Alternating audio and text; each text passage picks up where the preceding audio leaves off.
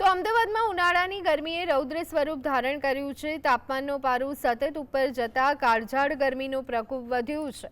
હવામાન વિભાગ દ્વારા આગામી દિવસો માટે હીટવેવની ગંભીર ચેતવણી જારી કરવામાં આવી છે।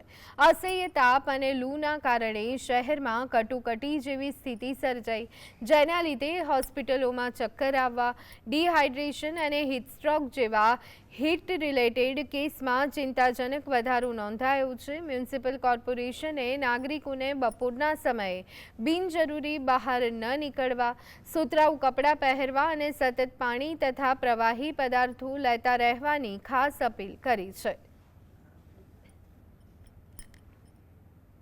ज़्यादातर बुखार बॉडी एक ऐसे ही पेशेंट रहे हैं और वाटरबोर्न डायरिया डिसेंट्री ऐसे हैं। हीट स्ट्रोक हम पर्टिकुलर उसकी बात करें ये मंथ में तो अभी तक ऐसे कोई सीरियस पेशेंट मिले नहीं हैं।